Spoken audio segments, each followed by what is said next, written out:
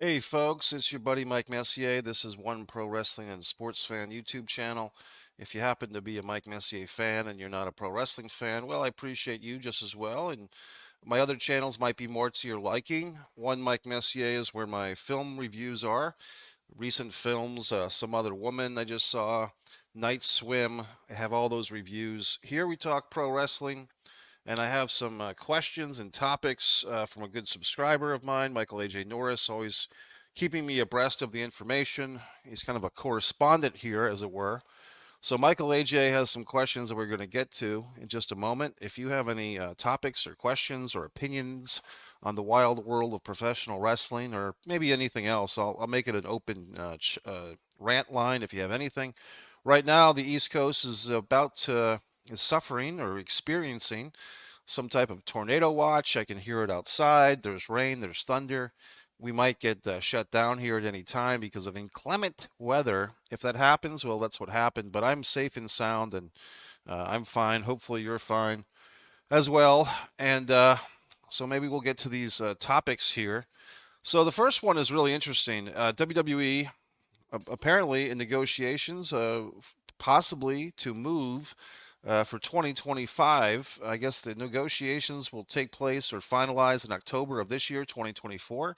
But apparently their license or their agreement, their contract with the USA Network is up once again. USA Network has hosted Monday Night Raw for most of the last, oh God, 33 years. I mean, the show started, I think, in February or actually January of 1993. I think the first major angle on Raw was Kurt Hennig against Nature Boy Ric Flair in a loser leave town match. I think that was week number 2. I think the Steiners wrestled the Head Shrinkers on the second week of Raw. I think Undertaker beat Damien Demencio, et cetera, et cetera. I think Shawn Michaels was on the first Raw. But anyway, fast forward all these years. They did have, was it 2 or 3 seasons when they were on Spike TV? Or TNN at the time, and then they did come back to Raw. I want to say in 2007, after, like I said, 2 or 3 years over on TNN, which would become Spike. So here we are again on our own. WWE Raw, for the second time, it seems, might leave the USA Network, and I guess for a good reason, because apparently the USA Network has secured the rights to SmackDown. Um, so would they not want both shows? I mean, you would think that that would kind of be smart as well from USA Network's point of view. We have SmackDown and we have Raw.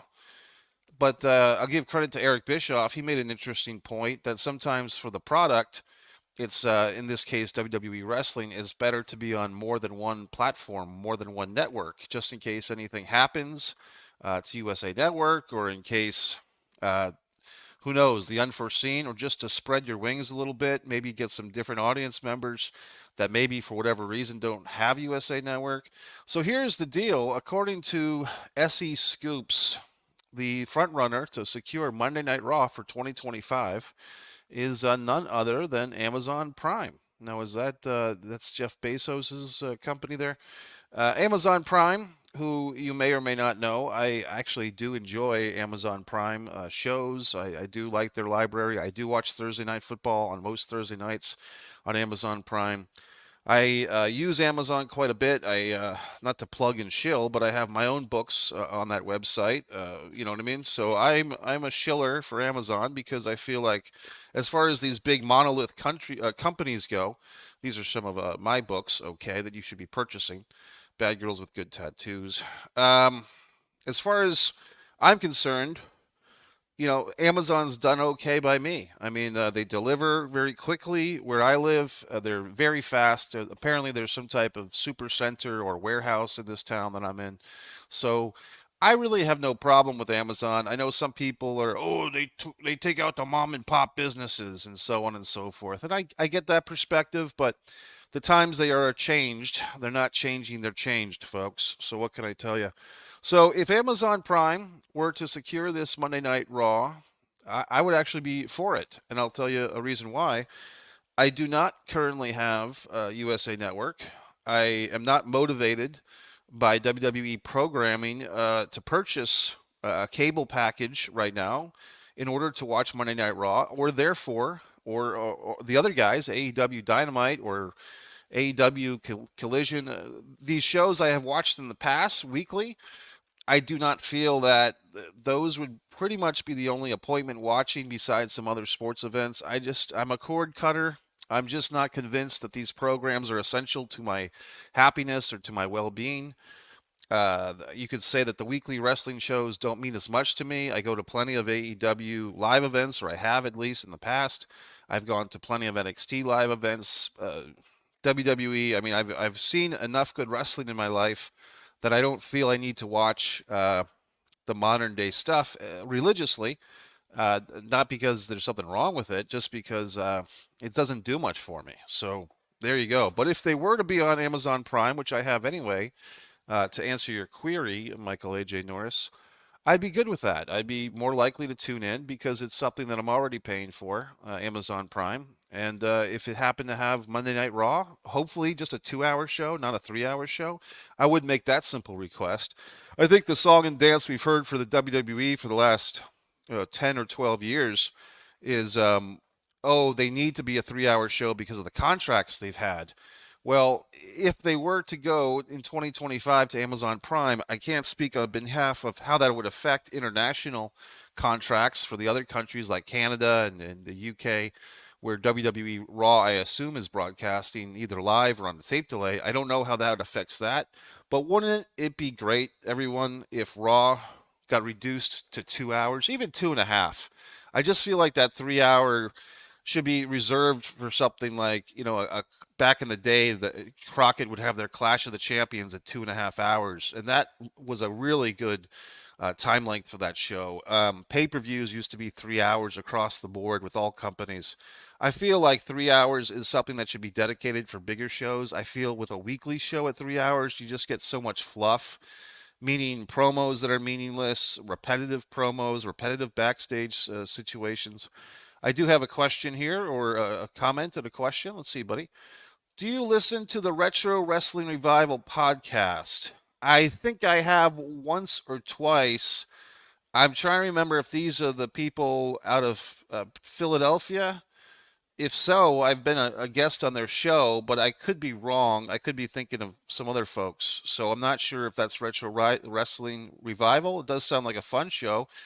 There are a couple of Southern guys that are usually talking about like Mid South or Southeast wrestling, like the Fuller family and stuff like that. I'm not sure. I'm getting my wrestling podcast mixed up in my head. Maybe I'll take a look at the computer and see if I can find this show, and maybe I have listened to it. And have you been on with them? I see they are members of the Foreign Object page. Like I said, if they are the fine folks, there's a many wrestling podcasts that I have been on. Facebook user your did not come up. There's some really good people out of. There's Jimmy the Ref out of Texas. His name is. It's not Jeff the Ref. He was my podcast buddy that passed away. I will be on a. So here it is. It looks like Retro Wrestling Podcast Wrestling. Retro Wrestling Revival Podcast is based out of New York City. I'm going to the Facebook page. I do have liked their page. It looks like a nice Facebook page. They have an email here. Let me take a look at their fine faces. They have 1.5 thousand likes. They have 2.9 K followers, thousand, so 2,900 followers. They look like nice gentlemen. One guy is kind of sporting the long hair, and the other guy has short hair. And I'm trying to pick up their names here. Look like nice gentlemen. John and Chris. I probably have talked to these guys, but I can't put my finger on it, to be honest with you. I mean, the gentleman on the left with the long hair is very familiar to me. I'm trying to think of, I could be blanking out. Anybody, I could be having a sophomore moment, not a senior moment, but a sophomore moment. They do have a bunch of AI generated stuff of Steve Austin as the president, which is kind of funny. I'm looking through their Facebook pictures. They have The Rock as the president. They have, interestingly enough, Starcade 91 Battle Bowl, which I attended live as a child, so I wouldn't mind speaking to these gentlemen because I probably lived through some of the stuff they're reviving. I'm not sure how old they are. They might be a little bit older or younger than me. They have a Brian Pillman, Homer Simpson, Brian Pillman meme, which is funny. They have a bunch of Ryback stuff. So these guys look like fun guys. they have a picture of Stephanie McMahon from high school. Oh, she's cute back then. So good for her. Yeah, these guys look like pretty cool guys. I mean, I can't say, I think I would have remembered now had I been on their show. So I don't think I've been on their show now that I really get into it, because I think I would have remembered these dudes because they look like pretty cool guys. So I'm happy to be on their show, or they could come talk to me, and either me and myself, or just me and Jimmy Faluca, who guest hosts here sometimes. Jimmy and I will be doing a very special sports-oriented podcast in the week next week or two. Not wrestling, but other sports. Do you think a one-off? Do you think with WWE building out their roster and the move to Amazon Prime, do you think a third show may be in the works? Well, don't we already have a third show if you count NXT? I mean, so that would be three already. So now I think we're looking at four. And I mean, not to put Bischoff over and over again, but he did make a point about saturating the market. How much tolerance does WWE fans? How much wrestling do they need? How much WWE wrestling do they need? Let's put it that way. I don't know the answer to that. I think that in years past, wasn't there 205 Live, within the last 10 years? They even did like touring shows. I remember 205 Live was scheduled to come to North Kingston, Rhode Island, at the University of Rhode Island arena, which is about 8,000 seats, and they actually canceled at least one show because of low ticket sales. So they had 205 Live. What was that on? Was that on WWE Network, or was that on one of these channels? They had something called the Main Event. That was in the last 5 or 10 years. I don't know if that's still floating around. Back in the day, I'm sure you remember, or maybe you don't, but the Attitude Era, they had Monday Night Raw. I think in '99 is when they added SmackDown, and then they had like Sunday Night Heat. What was the late night show? Shotgun Saturday Night. They still had some shows on the USA Network. They might have even had into the '90s some syndicated shows. So the answer is sure. They could definitely add a third show. I think the question is, could they? They should. I mean, they could. But if they did, here's what I would suggest. Not that they ever listen to me, although I've applied to their company and not been hired, but I would suggest just having a different format. Instead of just a bunch of matches in the ring and guys in suits calling the matches, you have all this talent. You have all these wrestlers. Some of them are quite entertaining. I mean, especially the Chase University people. I mean, you could do a whole bunch of different things. That NXT group, you could do a whole bunch of different things with wrestlers that don't necessarily have to be in a wrestling ring, but promote the matches still. I think that's how I would take it if I was running the ship of fools that is WWE, or the ship of millionaires, but I'm not, so they won't listen to me. Mikey, R-Truth is gold with Judgment Day. He's been funny in the past. He's now getting over. Why now and not back then? In the Vince era, as they were buddies. Yeah, that's interesting. First off, Michael A.J. Norris did have a good point about this, and we'll get to your next question about Houseman in a minute, Facebook user. Um, Vince McMahon and R-Truth have been reported to be good buddies. And I guess that's one reason why R-Truth has been gainfully employed for about 20 years with WWE. I don't know if his character has been the best use of his talents. I think he's done the very best that anybody could expect him to do, put in that Santino Marella type of comedy role. I feel like R-Truth, or Ron Killings, if you look at his stuff from TNA, the early days of Total Nonstop Action Wrestling, when he was a heel, he was an angry heel. I mean, the guy was really pretty damn good on the microphone, pretty raw. I mean, I think he also made a little cameo. I want to say, was it The Wrestler or Beyond the Mat, or both? So, I mean, he's a very charismatic guy. I personally feel that, like the Big Show, R-Truth is one of those wasted personalities, and Dolph Ziggler, who just left the WWE. So I feel like there's certain guys that the fans like, and the WWE apparently likes them too, to an extent, because apparently Dolph Ziggler was one of the highest paid wrestlers for years with the WWE. R-Truth, I'm not sure how much money he's making. I know that he's past 50 years old. He looks great. Um, but I mean, during the pandemic, he was used a lot, I think, for comedy. I'm kind of remembering that. And AJ's point is, why is he getting over now? I guess it's just a thing where if you stick around long enough, they figure out something good for you to do. And I just watched it in preparation for this podcast. Our Truth, he says he was born a baby in Charlotte, North Carolina. And the first thing he said to the doctor when he was born is, "I'm going to be in the Judgment Day someday," which was funny. And then they like inserted a bunch of our Truth images into different Judgment Day highlights, like Rhea Ripley winning the women's title or Damian Priest winning the Money in the Bank ladder match, and they just basically cut and paste our Truth into those scenes.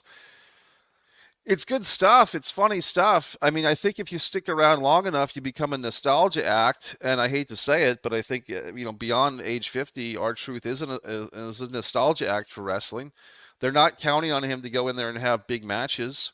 Although you would assume that they're basically playing, he's the Sammy Callahan of, or Sami Zayn, I should say. Sammy Callahan, I got no use for him.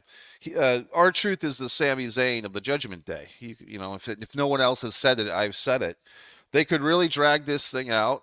They could really have fun with it. They could really do a bunch of stuff where he's trying to fit in, or even he takes over for a week or two. I mean, they could really do a lot of cool stuff.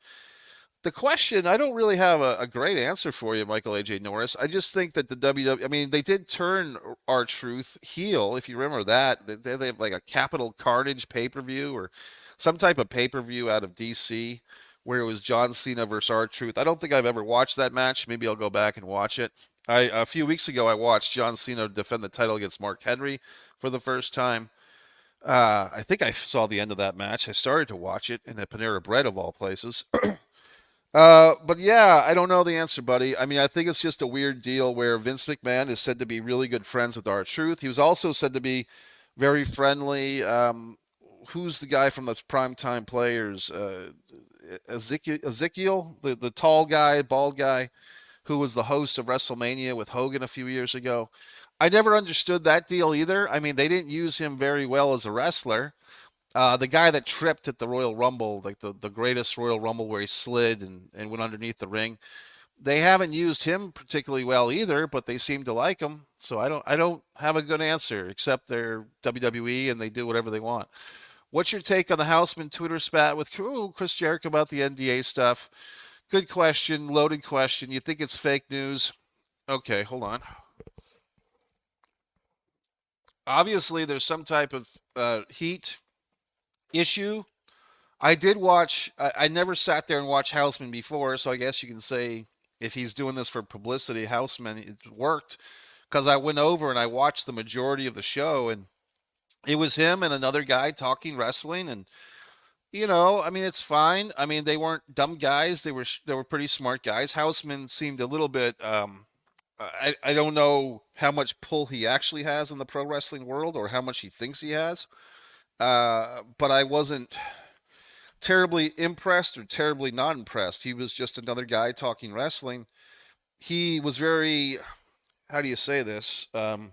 Alluding as if he knew all these backstage stories of impropriety or bad actions by Jericho, but he didn't want to say what they were himself, not even saying the situations. Houseman just wanted to say something to the effect of, well, I wonder if some of the people who've been mistreated by Jericho will ever come out and speak up about it. So he's basically putting the responsibility of speaking out on other people, yet Houseman said just enough to trigger people. And then you couple that with Jericho was just coming off some spat with, I thought this guy was not a real person, but Stephen P. New, which is Jim Cornette's shoot lawyer. I thought Stephen P. New was a joke. I mean, when the Cornette and Brian Last do the World Class Championship Wrestling theme and they sing Stephen P. New, Stephen P. New, I typically fast forward 2 or 3 minutes because I don't want to hear the World Class Championship Wrestling song bastardized in such a fashion. And I don't necessarily need a lawyer right now, so I don't need to hear that stupid song. With the It's stupid because they put Stephen New's name in it. Anyway, Jericho got himself into a bit of a thing now, didn't he? And at the pay-per-view, fans, Jericho was teaming up with Sting in New York, and the fans are chanting NDA, and they're giving him a hard time, and they're booing Jericho. And I guess I heard that Jericho changed his theme music. So is that a response to that? Like, hey, if you're going to boo me, I'm going to change my theme music so you can't sing along with Judas in My Mind anymore. What's my take, buddy? I do, crazy me, I still believe in innocent until proven guilty. If there hasn't been, and as far as I know, there hasn't been charges pressed against Chris Jericho. Uh, I mean, I'm not discounting what this young lady said, Kyrie, if I'm saying her name right, but if she's not pressing charges, what can we do? You know, and furthermore, the jumping to assume someone's guilty, well, didn't that happen in the Emmett Till case? I believe it did. So, I mean, in the Emmett Till case, which is much more drastic than this stuff, I would say, the poor kid was beaten to death, quite literally, because he was accused of flirting or complimenting a woman, a white woman. But the point is, mob mentality jumped on this poor kid, killed him, and then, of course, the famous photograph of him in his casket that his mother insisted the photographers take to teach people the lesson of their own racism. How does that work with Jericho? Well, it's basically the assumption of guilt until proven innocent. And our country and perhaps the world has accepted that. And it's not right. It really is not. And I said something in one of my movie reviews last night um, about thinking about people that have been held in prison incorrectly. And I said, why don't we prosecute prosecutors who purposely put people in jail knowing they're innocent? Not when a lawyer or a prosecutor or a law enforcement person is doing their job thinking that the person is guilty, but after listening to the Amanda Knox book, you know, and seeing how they did things to her in Italy, I'm sure we're doing that to people in the United States. If a prosecutor actually knows someone is innocent and withholds information or continues with the case to try and put an innocent person in prison just to keep their numbers up, why isn't that person held accountable? I think they should be. And, you know, I'm sure that the lawyers and such would have, you know, kick back to that. They wouldn't want to hear that. But why aren't they held? Why isn't that a crime? Why isn't sending someone to prison who's innocent? That should be just the biggest crime as anything else.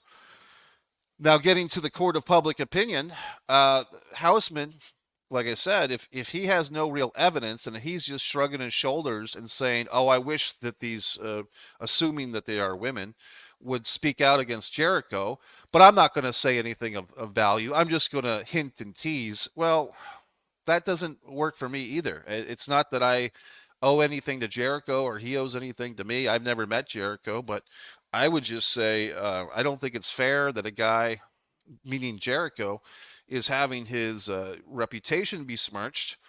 But on the other hand, would I necessarily doubt it that he did something out of line? I wouldn't doubt it. But that's just because of the business that he's in. He's in the wrestling business. So I'm not defending Jericho. I'm not going to lose sleep over this one way or the other. I just think it's a dangerous thing, and we're already there. It's not that we're getting there. We're already there. It's guilty until proven innocent. And but then, like I said, you have things like the Emmett Till case, and everybody feels ashamed about that and thinking the people from the 1950s were so backwards and such idiots. Well, we're backwards and we're idiots because we prosecute people in the court of a public opinion before they have a chance to defend themselves, and they shouldn't even have to defend themselves unless there's evidence that they did something wrong. So anyway, folks, hashtag whatever the fuck. Michael A.J. Norris, AEW, Adam Copeland versus Christian in AEW is not as good as it was in WWE. And just Edge wanted to face his best friends before he's done. The story in AEW is okay. Well, I might disagree with that, buddy. And look, here's the thing. I'm not watching Dynamite week to week. I'm not watching I'm not watching the transition of Luchasaurus to Killswitch. I catch up on things with the big events, the pay-per-views in AEW's case, the premium live event with WWE's case. That's how I watch my wrestling. And if NXT comes to town, I'll go see it live. I just don't. I'm telling you guys, and you can do what you want, but if you become like me where you have that discernment and you only watch the really important things, and if something is so big and fabulous that happened on one of these weekly shows, they put it on YouTube in 5 minutes anyway. So for me, the beginning of this feud with Edge coming out after Christian beat Darby Allin, I thought that was well executed. And I think that their match on this past pay-per-view, two matches, Edge beats Christian for the TNT title, and then Kill Switch comes out with the contract, and Christian demands that he give him the contract, and then Christian beats Edge. That is excellent 50-50 booking. So as far as there's a goddamn alarm going off. Jesus H. So as far as that type of thing goes, I thought it was very entertaining, their pay-per-view. You got two matches for the price of one. It was 50-50 booking. We kind of ended where we started with Christian with the TNT title and Edge chasing him for it. But Edge can say he beat Christian. Christian can say he beat Edge. Christian, as the baby face, wins the tough, hard hitting match. And that's Edge, or whatever his name is, Adam Copeland. Okay. I would give him a different name, by the way. I would have just called him. Here's my idea for Adam Copeland. Call him Cope. I would go see a guy named Cope. Like, isn't that kind of a cool name for Adam Copeland? Just Cope.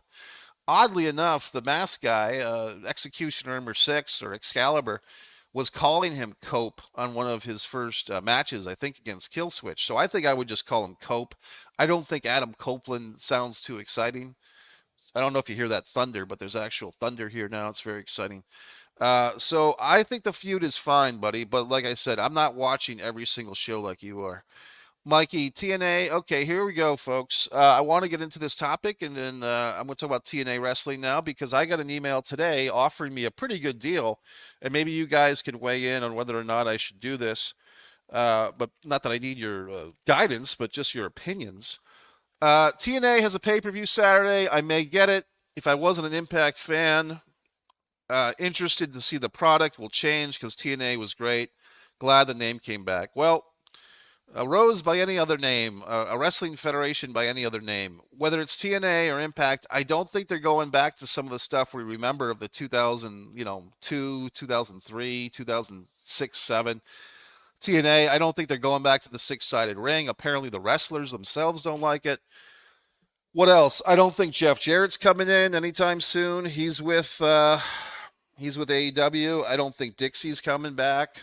So it's kind of like if they're changing the name back, what exactly is retro about it? I mean, I guess the answer is always wait and find out or watch and see. Some of their other talents, I don't know if they're thinking about maybe bringing Tessa Blanchard back in. It seemed like she had the best work of her life in TNA Impact Wrestling around 2019, 2020. It kind of came to a screeching halt when she won the title and then the pandemic and all that. And the assertions against her, Tessa Blanchard. So, talk about someone that's been dubbed guilty in the court of public opinion. Cancellation on Tessa. So I don't know, buddy. I mean, but here's the thing. I got this email offering me $30 off an annual subscription, and I'm really thinking about doing this. I'll see if you guys are thinking about getting the pay-per-view on Saturday. I don't know if that's part of this annual subscription offer, but basically I think it's like $99 a year to get a subscription to their catalog. It's a TNA Plus app subscription. Once again, free plug for these people. But I thought that was kind of cool. I mean, I think it was kind of cool that they're offering $30 off a World Champion annual subscription, which let me go back to it just so I can give you guys the proper information. Okay, so that's $219 a year. Okay, so full content library, digital first content, exclusive live specials, and live pay-per-view events. Okay, so here is the rub. I was looking at the special attraction annual, which is $95.99. So that this $30 discount doesn't even apply to that. This World Champion annual is basically $190. Gets you all the pay-per-view events and their full content library. Now, that's interesting. Still a pretty good deal. it does make a bit of a difference for me because if it was 69.95, I was definitely going to do it. Um, but for this $190, that's a little bit different. Um, so I don't know what to tell you. I mean, um, if you were thinking about getting TNA in 2025, if you were thinking of taking that splurge, probably go to their website, sign up for their email list, and you'll probably get the same email that I got, giving you $30 off. It's not a bad deal if you're a pro wrestling fan. If you're going to watch these shows or thinking about it, it's a really good deal. I don't know if I want to do it now because I mean, I kind of sold myself on $69 and now it's like 190. Then I have to watch all this shit. You know what I mean? Well, AEW banished Jimmy Havoc for similar things. Seems like a double standard. If you're talking about the Tessa Blanchard stuff, yeah, I wouldn't doubt it, buddy. There is a double standard. Drew McIntyre is a good talent. I don't think he wants to be a heel in WWE, and he will be in AEW. No, he's staying. Nobody jokes about leaving and coming back. I know jab at Punk, and I think he'll be good for the company. Um, you don't think he wants to be a heel in WWE? Yeah, it's interesting because it seems like I watched that promo between Punk and McIntyre, and it's a little vague. Like, is Drew McIntyre a begrudging heel? Like, is he the heel that doesn't really want to be a heel? Like, is that the character, or is that just Drew not pulling this off very well? Because it does seem like he's a bit of a tweener, meaning he's in between. And maybe it's just a thing where they need Drew to wrestle guys like Seth Rollins and CM Punk just to have good matches to balance out the main event scene. But yet they don't really want Drew to be a full-on dirty bastard heel either. So maybe that's what they're thinking. I don't know. It does seem a little vague, though, to be honest with you. So I don't blame you. Facebook user, I can't see your name there, Facebook user. You've been with me the whole time. I think it's the same guy. But if you do want to announce yourself, please do. Please do. TNA is just dangling their carrot in front of Tony Khan to buy them out for a ridiculous overpriced sum like he did with ROH. Interesting. Now, are you saying that the TNA is playing the WWE off of Tony Khan, like playing WWE to get Tony Khan's money? I know that about, was it 2 years ago, 2 or 3 years ago, when Christian Cage was wrestling Kenny Omega? Didn't Kenny Omega have the TNA World Title as well? He had like 8 belts at once, and Christian Cage beat Omega for the TNA title or the Impact title at the time. And that was like the second or the first episode of the Friday night show. Getting all these shows mixed up.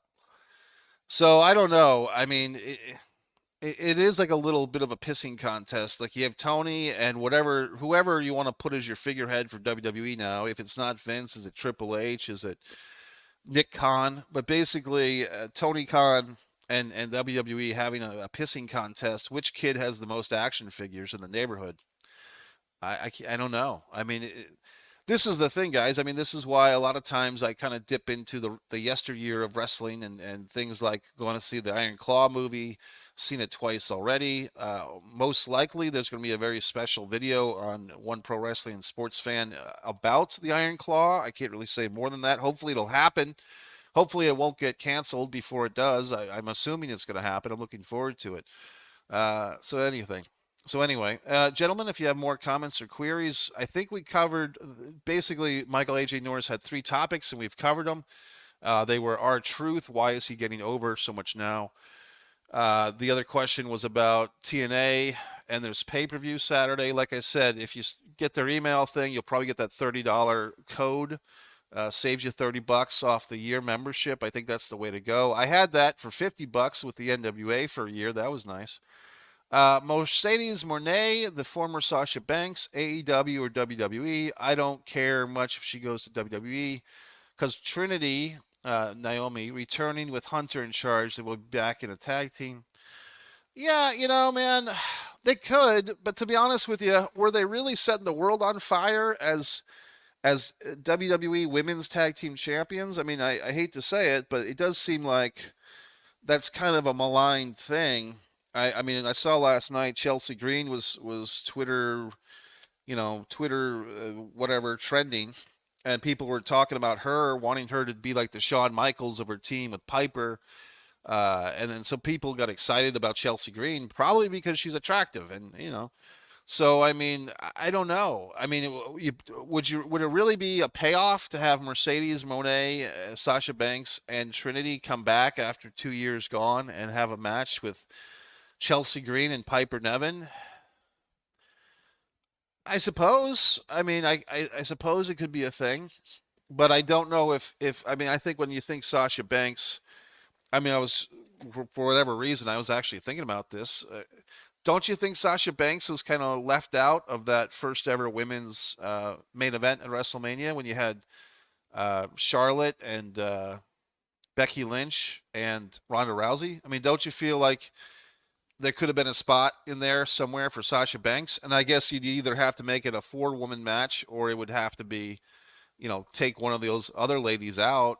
But I do feel like, and Sasha got the match with Bianca Belair a few years later at WrestleMania. But if WWE hires Chelsea thinking Zack Ryder will be back, where is he? Yeah, good question. I mean, I think Zack Ryder would love to be back under the WWE hood, the umbrella.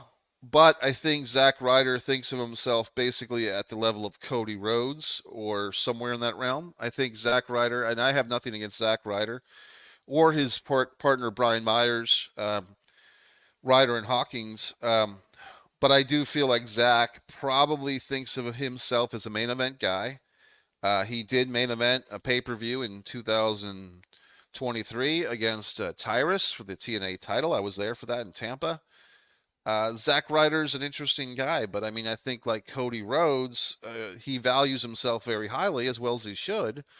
I don't think there's ever been a value of Zack Ryder in the WWE world that matches what he thinks of himself.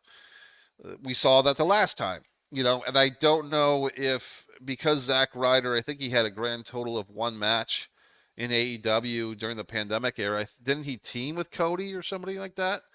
Um, my point is, I don't think Zack Ryder is valued like Cody, and furthermore, if Zack Ryder were to have come back to WWE, it would probably be in pretty much the same spot that Cody's in, like the prodigal son returns. But Cody's already done it, and we've seen what's happened to Cody. Cody has been crucified. He's taken the sins of independent wrestling onto his shoulders, and he's been crucified and publicly humiliated and embarrassed. Well, here's a good question. I do like this question. You think Beer Money will reform in the new TNA? I think that would be good. I mean, I think at least for a retirement tour or a retirement program. I don't know if I believe the Motor City Machine Guns still work together, and I think they had a best of seven. God, 12 years ago, didn't they? Beer Money versus Motor City Machine Guns best of seven. One of those guys, not Shelly, but the other one has some type of title now, I believe, right in TNA. So I would like to see that. I think that's a good idea. Beer Money reuniting for another little farewell tour, like, and if they could kind of like when Leonard Skinner tours now, it's always this is our last concert. Like I went to one of their several last concerts. Leonard Skinner at Mohegan Sun, in 2019. It was supposed to be their last concert, and then they played the next week. So I think Beer Money could have fun with that. They could have T-shirts that are like the last drink or last call or whatever. Mikey, why isn't James Storm in WWE? I thought he would be back one day. He was good in a short time in NXT. Well, I think James Storm spoke about that himself, and he said, from what I remember in an interview, that he didn't think he was getting as much money as he could if he went back to TNA, and it was strictly a financial situation. And I gotta say, Michael AJ, I don't think the WWE takes it too kindly when a wrestler passes on their system, which is basically you're in the AAA league, you're in the minor league of NXT, and then we work your way up. And I think the WWE holds grudges, and I don't think that James Storm built up, as far as I know, why would he have built up enough goodwill where they'd even want him again? Because they could just say, okay, if we bring this James Storm guy in, who's probably 45 years old now, he's no spring chicken, right? So I don't think that he has much of a future with WWE because if he were, I think at the time that he was there was that 2016, 2017. I think James Storm, I wouldn't say he blew it, but that was his shot. If he was going to stick around for a year in NXT and then go pushed up to the main roster, he might have met the same fate that that his partner there did, Bobby Roode, because Bobby Roode did very well in NXT, and then he got brought up to the main roster, and he was a journeyman. He was a mid card act. He was the best that Bobby Roode did. I think he had like some thing with Ziggler and who Corbin. Like, didn't they have a little unit for a couple of months? Mikey, I think WWE should get Riddle back. Uh, CM Punk versus Riddle has money on it. Oof, I don't like this. Matt as a heel and a serious wrestler. I guess I'm just going to have to agree to disagree with you, buddy. I'm not a big Matt Riddle fan. I'm not a big fan of guys who have certain advantages in life and seem to not appreciate them. And I feel that Matt Riddle, from all accounts, is one of those guys. I think this is a guy that, had some good things, good people in his life, good relationship, and he blew that. And he had a good job with WWE wrestling, and he blew that. So, you know, and it might be just a giggle and a grin. Oh, he's the happy-go-lucky stoner. But to me, it's I don't see the benefit of it. I mean, I don't see the benefit of promoting a guy like Matt Riddle, who seems to be a real pain in the ass in real life, and I don't think he's terribly entertaining either. I mean, I think he's a poor man's RVD, and RVD was a tribute to Spicoli in Fast Times at Ridgemont High. I never really liked Riddle. I think the Team RK Bro was his best stuff as far as comedy. I don't like Riddle's wrestling style. I don't like his look. Uh, don't think he has got great promo skills. I think at times he can be humorous, but it's very limited. It's very one dimensional. It's just stoner humor. It's just, oh, I'm high, dude. It's just stupid. So I mean, I think that if they did something with him, if he had to like get a haircut, like lose his hair in a haircut match, and maybe change his whole personality and his wrestling style, then I might like him because he wouldn't be the same guy. And go straight.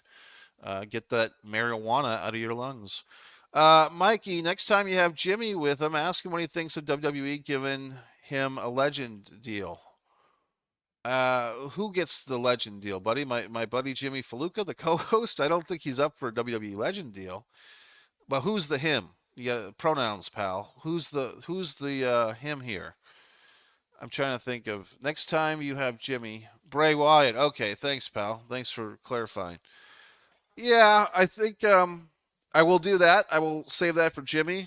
I guess I mean, I think to their credit, WWE is trying to take care of Bray Wyatt's family. I believe he had two young children with JoJo, the ring announcer. I think I could be wrong, but were they set to get married when he passed away, or were they already married? I think they were engaged, and then he had two previous children with another relationship. I guess with his ex-wife. If I have that straight, I think it's kind. I mean, I think it's similar basically to when Dana Warrior got a job with the WWE creative writing team, and no offense to her, but me, you, and everybody else are more qualified than her as wrestling fans. But I think that the WWE at times has a human side. Um, not to bring up bad history, but I mean, maybe they learned something from the way that they mistreated Martha Hart back in '99 when her husband passed away in their ring. Not to say that, obviously Bray Wyatt passed away, I believe, in his car, or was he in his home? And his heart refibrillator was in the car when it should have been with him. So it's a sad situation, but I think it's nice of them to help his family because he did contribute a lot. He really did. I like watching old WWE stuff. Oh yeah, Kevin Nash and Punk segment was good stuff. That was from the summer of Punk, like the second or third summer of Punk, the 2011 WWE summer of Punk. Yeah, and what's great about things like the WWE Peacock, the former WWE network now on Peacock in the USA. I think it's still a network internationally, and the TNA app. If you have some wrestling memory that pops in your head, it's really nice to have this streaming service. And back in the day, guys, you'd have to, buy a thousand DVDs of wrestling and dig through them to find a match. And before that, you had to buy VHS tapes, which was a whole other monstrosity. Well, gentlemen, this has been fun. It sounds like the thunder has eased up a bit, so I'm kind of happy about that. I can't hear it anymore, so it sounds like maybe it's left the building, the thunder that is. So like I said, that's nice. And I hope you guys have a good week, a good weekend. And I said that to somebody last night. It's Monday night. I go into a gas station. I was having a bit of a time of it. I couldn't find my wallet for about 10 minutes. I'm in the gas station digging around my car. Then I'm thinking, do I have to go back to where I was and look for my wallet? And long story short, I found the wallet and I was so flustered and frustrated. I went inside the gas station to buy myself Gatorade. I haven't had a Gatorade in maybe 10 months, but I went to the soda machine, got a lemon lime old school Gatorade with ice to replenish myself from all the fucking anxieties. And I got this Gatorade, like this 32-ounce Gatorade in a foam cup. And the young woman working there, she sees me and she says, "Is that all you got, hun?" And I said, "Yep." And she said, "Oh, you're good," which means go ahead and steal it. Take it. So I did. So I took the Gatorade and I didn't buy any gas there, and I threw stuff out in their trash can, and I did all types of things. So to the hardworking people at the racetrack gas station last night who allowed me to have a free Gatorade, compliments of the house, I do appreciate it. I did get frustrated before that because I discovered that the back of my car, the license plate light, the tag light is out, and I had literally been to get that fixed on December 22nd, and I had my car oil and filter, and I told them specifically on the phone and in person, and I had it written down that I have the tag light and the back light are out, and I need to be fixed. And they said they'd fix it, and apparently they didn't fucking fix it. So that got me so angry and aggravated, and kind of zen, like my own Matt Riddle. The people at the fucking racetrack gas station gave me a free Gatorade, so my anger was subsided. All right, gentlemen, I hope you have a great week. I'm going to tap out. And do me a favor, if you enjoy these videos, ask more questions in the comments. Copy and paste the URL. Oh, gee whiz, I do have this question here. Mikey, were you an ECW fan? What were your favorite moments? Well, buddy, I guess you'd have to dig around this channel, but I think I talk about the fact that I was at Barely Legal. I was at the first ever ECW pay-per-view. That was the first and only time I went to the ECW arena. Great time to go, right? Their only pay-per-view out of there, and I was there. I saw the dark matches. Louis Spicoli and JT Smith, the original FBI guy, were in the dark matches. I saw the whole show. I saw Heyman do an in-ring promo. But they had a house show on Valentine's Day, 1997. I was very tiny, but I remember that it was like a 3.5 hour show, maybe 4 hours long. They had, I believe, Brian Lee versus Tommy Dreamer. A couple of guys wrestled twice. I think Tommy Dreamer wrestled Tommy Rich. They had Raven and the Sandman. This match was on ECW TV. Raven and the Sandman fought into the balcony, and Sandman somehow got a BWO shirt, the Blue World Order shirt, and it was actually the first night of the Japanese guys. My buddy Sheldon Goldberg from New England Championship Wrestling and other promotions, he actually was the broker to get the Michinoku Pro guys, Taka Michinoku, and was it the Great Sasuke, and was it Terry Boy, and there was 6 guys. One of them was replaced for the pay-per-view, but the 6 guys wrestled. Gran Hamada, I think, was one of them. They wrestled a 6-man tag match. So if you're asking me my favorite, and I think on that same show, I could be mistaken, but I happened to be wearing a blue shirt, and I happened to be in the lobby when the BWO, Stevie Richards and the Blue Meanie were about to go to the ring. And their music started, and I'm wearing a blue shirt, and I just kind of like jumped in front of them and walked back to my seat. And I did that purposely to give the false impression that I had somehow joined the Blue World Order for the night. And so my friends got a kick out of it. 911, what happened to him from ECW? I mean, I don't want to put the guy in the grave before I think his name was Al. I don't know if he's still alive or not. Apparently he's still alive. He was born on January 22nd. It says 1957. So if you want to send him a birthday card, he's got a birthday coming up. He was trained by Larry Sharp. I think he was there. I want to say, was he there for the Barely Legal pay-per-view? Did he make an appearance, or Big Dick Dudley or somebody? Um, he made appearance. I actually saw him live at a Rhode Island show. He showed up at the Wickenden Street Fair. There was like 20 fans in the audience for this like 2-day outdoor series of wrestling shows by the New England Wrestling Alliance, and they brought in Captain Lou Albano and 911. He appeared at Hardcore Homecoming in 2005. He appeared at the 2020 GTS Regal Rumble to eliminate Tito the Clown. Uh, so very interesting. He was Rookie of the Year 1994 for Pro Wrestling Illustrated. He was the NWA World Light Heavyweight Champion. That seemed to have been a rib. Let's see. Otis as Jobber. That's sad. He seemed like a great guy. Yeah, you talk about WWE's Otis. That made no sense to me either. When he and Mandy Rose were doing the romance stuff, it seemed like it was really working during the pandemic. And of course, when something works, they stop doing it. So another frustrating thing, I believe he won the Money in the Bank ladder match in pandemic times, I guess in 2020. And he was going to cash it in for a tag match, and then his tag partner turned on him, and then they turned Otis heel as well. So it really seemed like another guy they dropped the boat on. Well, gentlemen, thanks for checking in. MikeMessier.com. As always, you can go to Amazon. Our buddy there, Jeff Bezos, not only is he promoting Mike Messier books, but now he's promoting WWE Raw potentially. But Bad Girls with Good Tattoos is this one. This is my wonderful film book. Fighter Play Basketball is probably the I don't want to say the best book I've written, but probably the best one I've written. So that's it, folks. Hope you have a wonderful day, night. Enjoy the tornado or the thunderstorm or the rainstorm or whatever it is. Thanks for tuning in, and feel free to copy and share this URL, Mike Messier.